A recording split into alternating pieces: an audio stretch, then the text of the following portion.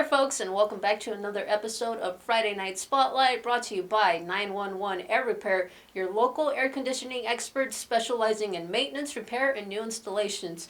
We are nearing the end of the season already. We have about a month left of regular season games. This is pretty much for our bigger schools or smaller schools, or 1 week ahead. And looking at our game of the week, for this episode, we have a all Pinal County matchup. Coolidge is traveling down to San Tan Foothills, and it's hard to garner who's actually going to win this game. I mean, San Tan Foothills is 1-5. Coolidge is 3-4. But like I mentioned it early on, I don't know with this Coolidge team. I don't know which team is going to show up. Sometimes they have like these moments of brilliance where everything is just working for them, everything is clicking, and then other weeks they just have these moments where it's just like, I really don't know if you guys know football right now. I mean, just being honest here. But David, talking about San Tan Foothills, you've gotten a chance to see them. What have you seen from this Foothills team? I haven't seen, unfortunately, enough from this team. You know, they like you said, they're 1-5, and we kind of expected them to be at least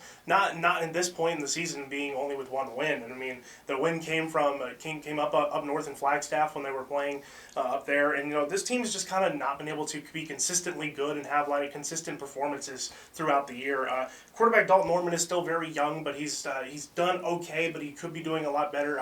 Only he's not really still being the passing guy. I know Coach Mark Carlin talked about the team really opening up the passing game this year, but haven't really seen too much of it. He's only got 3 touchdowns and also has 3 interceptions on the year when it comes to passing. So he's kind of, I would like to see him pick it up a little bit and see what this passing offense can do, because when he's on, he's a really solid quarterback. It just depends on, can he have the receivers that are reliable enough to find the catches. And then the running game has been there for the most part. You know, Colton Hoffman has done a really good job of leading this running back field. They have a good number of guys that are able to kind of take that helm along with Norman. Norman's a great dual threat quarterback, but Hoffman has kind of taken it over with 262 passing yards, that leads the team in rushing.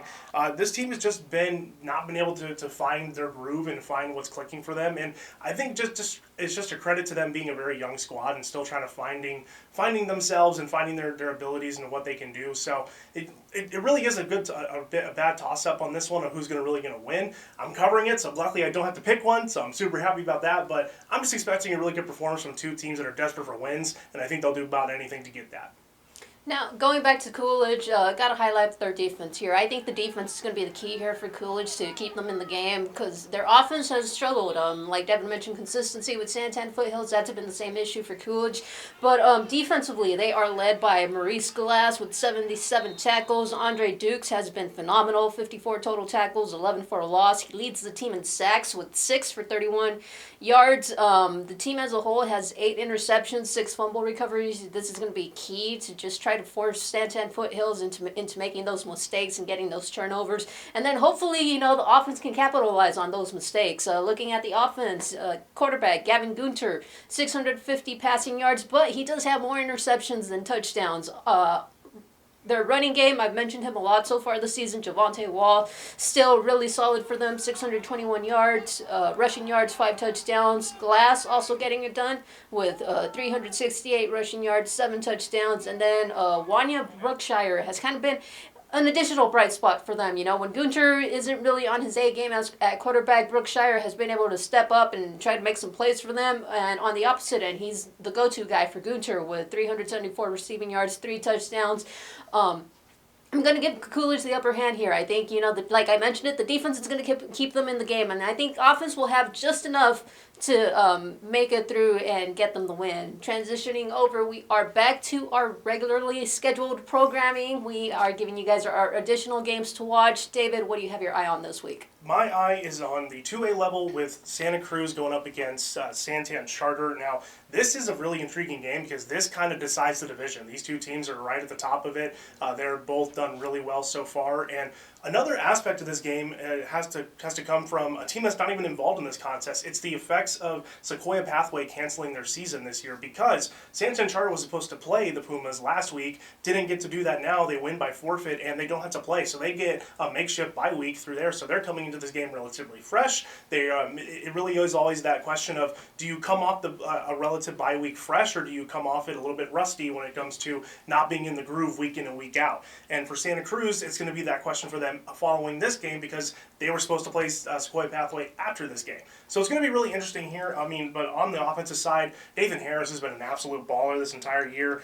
He's thrown for over 1,300 yards, 17 touchdowns, only 3 picks on the year. So their passing game has been really good. And for this is a team that's historically kind of gone more the running route and had a lot of guys that are able to focus in on the run game. But Nathan Harris is showing what he can do, and he's a really solid quarterback for this two-way team. And I think this is a playoff team. I think they look the part. I think they have the abilities. I think they have the talent on this team. So this may look like an upset pick, but to me it's not. I think this is two really solid teams in the two-way region who are looking to take that leap and take over the region for them. So I'm going to take Santa Cruz in this one. Call it a homer pick, call whatever you want, but the Dust Devils look good, and I think another statement win like this against San Tan Charter will only elevate them to finally getting back in the playoffs for the first time since 2020.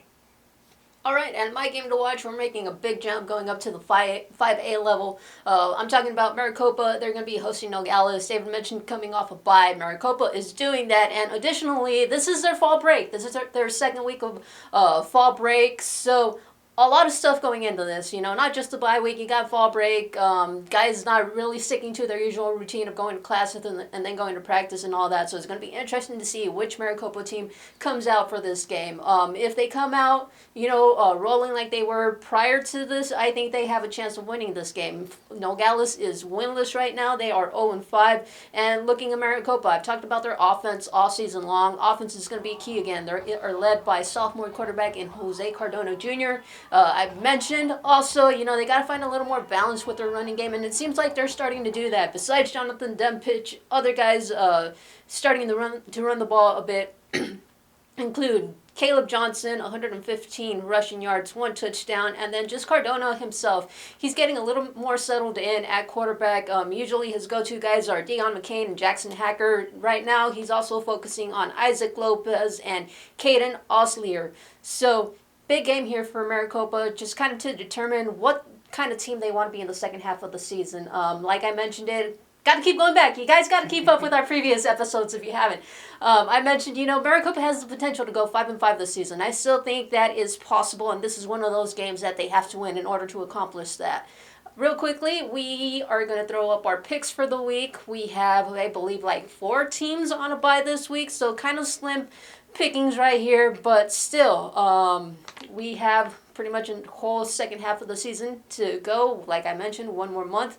David, is there anything else you would like to add? Yeah, it may not be a lot of games this week, but there's still plenty to talk about, especially today that we're recording this, because the rankings for the 4A through 6A squads have been released, and we have some teams that are looking to either be in that bubble or just right outside of it. So there's a lot of teams still to play here, a lot of games left for them to finally make that push to the playoffs, and we'll see who comes out on top at the end of the year. It's going to be exciting.